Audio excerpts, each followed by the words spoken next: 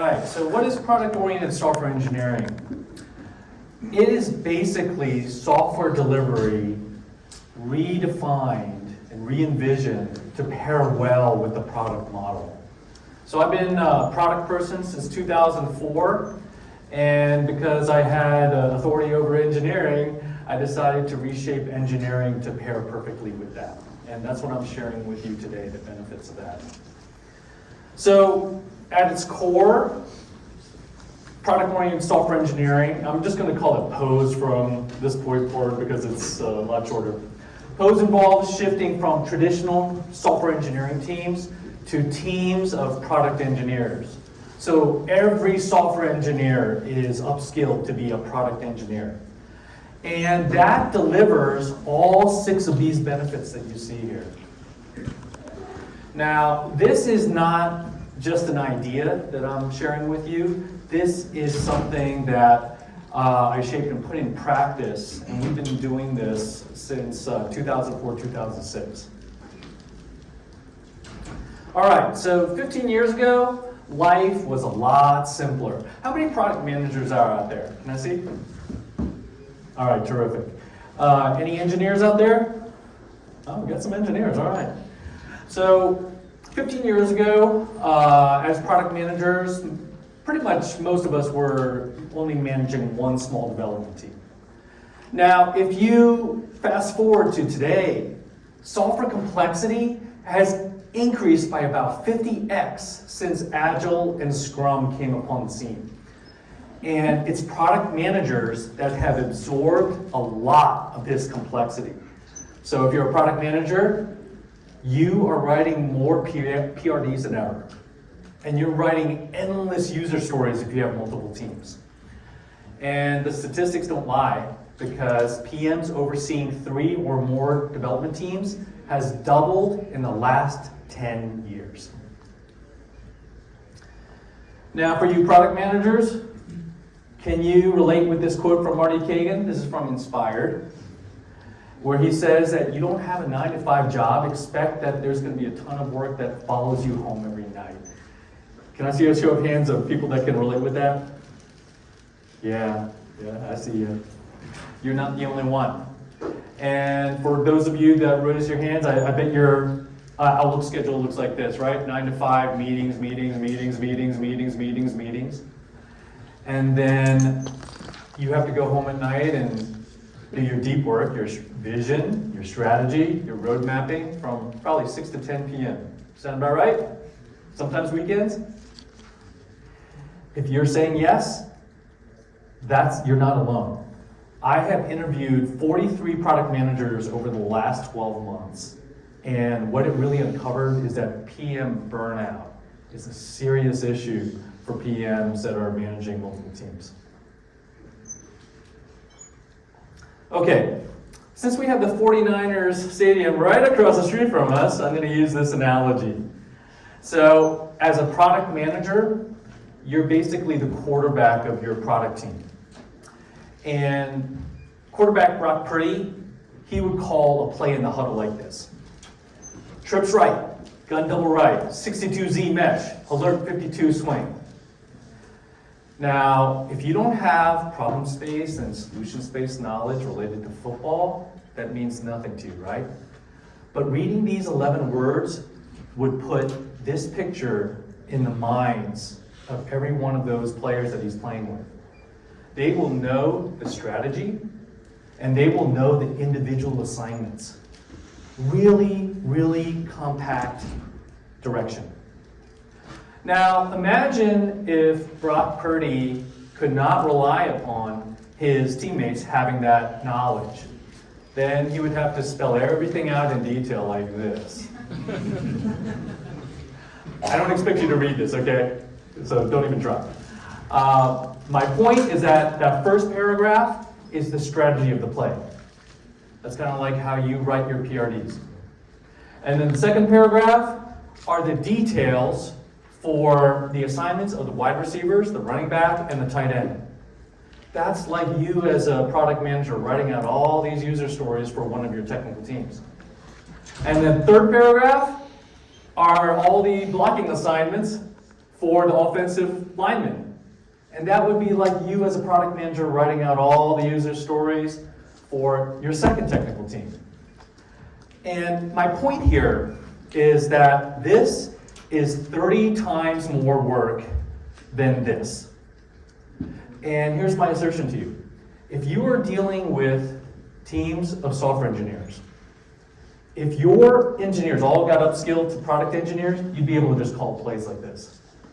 But you're probably doing 30 times more work in communicating and ensuring alignment than you really have to. And in the last, since 2004, when we started doing this, I've actually written 0 user stories. 0. It's actually not as necessary as you think it is. Okay, so what are product engineers? I consider them to be evolved software engineers. And for all the engineers in here, this is something really to listen to. If you pick up product knowledge and you advance your soft skills, your value is going to shoot up. It doesn't matter what company you're in, you will make yourself more valuable. And you will also make yourself a true partner with your product manager and your designer. And in our experience, once software engineers are upskilled into product engineers, you need 40% less people to get the same amount of work done. So although product engineers being more highly skilled will require probably higher salaries, your engineering costs actually go down just because the amount of people that you need is significantly less. Another thing that we get is that we've been able to experience faster delivery with less people because there's fewer communication paths. Do you see all those communication paths when you just have 2 more engineers on the team? The human communication paths are one of the biggest bottlenecks of a technical team's progress. So when you get them to be product engineers with a wider skill set, you actually end up getting faster delivery too. All right, so the benefits for the PM. Number 1, greater alignment. It is just tons easier to expect alignment from your technical teams when they have product knowledge. The second thing, worth repeating, no user stories. And when you don't have as much of number 1 and number 2, guess what? You have time to do your strategic work. This is a screenshot of the training portal that we use to upskill our software engineers into product engineers. It is a significant investment of time and training, but it pays off those dividends that I told you before. It's well worth it. Okay, one of the foundations of doing product-oriented software engineering is something called daily reports. And daily reports are summaries of the previous day activity for each person. So each engineer, each designer, actually even every QA tester that we have, they produce these daily reports and they get pushed out to the team every night, and then everybody reads them in the morning, and they have a deep and wide awareness of what's happened on the team. Now, this is an example of a daily report written up by one of our designers last year. And we have training for what should be in there and the format and all this kind of thing. In this particular one, this designer was sharing with the rest of the team. I implemented this update to the mock-up after talking with the product manager, which was me. And then this is how it works for developers. They get it really easy because we just generate it using AI, so they don't have to write anything. So it looks at all of the coding activity for each engineer and then generates the reports and sends those out. Now, let me explain to you why I shaped these daily report mechanisms, and we put a lot of effort into shaping these things. The reason why is because I had a revelation pretty early in my career that all of these situations that I'm dealing with as a product person, like blockers. We've got a blocker here, Andrew. Oh my gosh, we didn't know about that. This sucks because we need to deliver soon. Oh, we have this horrible dependency that we have to manage. How come you guys didn't tell me about that before? Oh, we didn't know because that other team didn't tell us. And blockers, dependencies. Blockers, dependency. How many times have we had to deal with this stuff, right? I had the revelation early on in my career that these blockers, these dependencies, are symptoms of the same disease. That disease is called lack of awareness. So daily reports are the antidote. When you have team-wide awareness, these things just don't happen. 80% of them just never materialize. And the reason why is because as everyone is reading these reports, a lot of the engineering teams are seeing what's happening on other teams that they're dependent on, and they just try to make sure that things are moving on, progressing as needed for them, and if not, they address it amongst themselves. Similarly, a designer might see that a team has finished a certain interface feature, and they can say, hey, can you push that to this testing server? It looks like you finished yesterday. Oh yeah, I guess we could do that. Oh no, that's not what I wanted. You didn't make the error messages correctly. All right, let's go through those designs right now. So when you have awareness, just a lot of these kinds of things get resolved. And actually, the beautiful thing is that they get resolved without me as a product manager having to check everything and catch everything. They actually catch themselves and resolve most of them themselves. So awareness is like a corporate immune system that just keeps all these software ills at bay. All right, one of the things that we've really benefited from with this technique is higher discovery velocity. And the way that this technique really accommodates this is via something we call the flex engineer. So the flex engineer is one of the product engineers that takes on a primary responsibility to give real-time support to the PM and designer. So the flex engineer is flexing across this boundary, going back and forth as needed by the product trio. When they're not needed, they go back to the technical team, and then they do short-term engineering tasks, things like code reviews or chipping away at technical debt, things that aren't going to prevent them from showing up and helping the product trio when necessary. And so the fact that there's no delay to get engineering support for feasibility analysis and inputs, or for some quick level of effort estimates, that's huge for discovery velocity. That's one of the bottlenecks that a lot of people deal with, and which this takes care of. A second thing that we do as a practice is for really the last 20 years, we have done high resolution, realistic, interactive mock-ups. And so this is really easy to do now with Figma, because Figma has ways where you can do interactive mock-ups. But even 20 years ago, we were doing this with Visio and PowerPoint tricks. I'm going to have a different talk where I'm going to show that some other day. But the idea is that when you have a realistic mock-up, you don't have to do an MVP. An MVP with software is wasteful. It is wasteful. You can get a lot more discovery velocity if you do these realistic interactive mock-ups. And I put down here like an MVP, maybe it's like 2 to 8 weeks to iterate with the customer. With just an interactive mock-up, sometimes it's been 1 hour. And if not, then maybe, all right, can we come back to you tomorrow, customer? And, oh yeah, I'll be available tomorrow.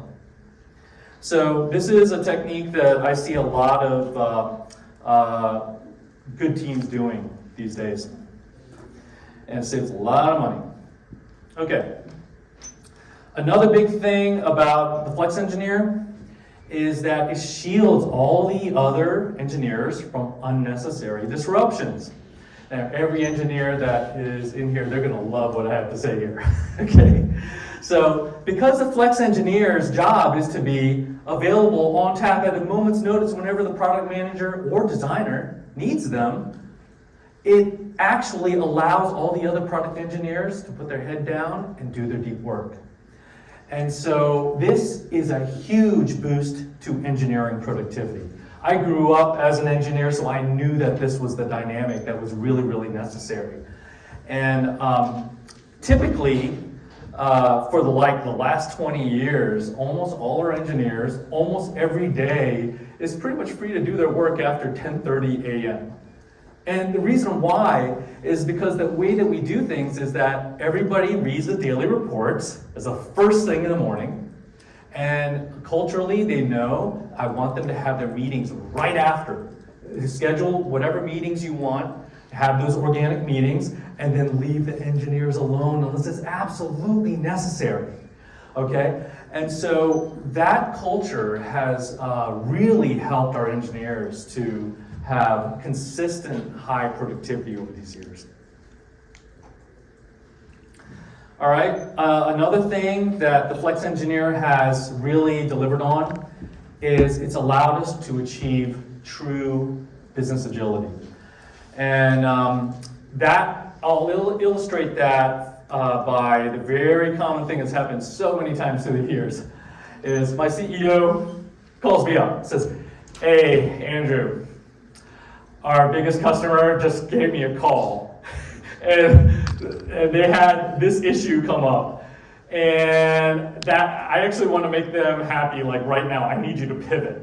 And so, you know those other things I told you were our top priorities? Yeah, forget about that. Okay, just figure out how you can get this done like now, okay?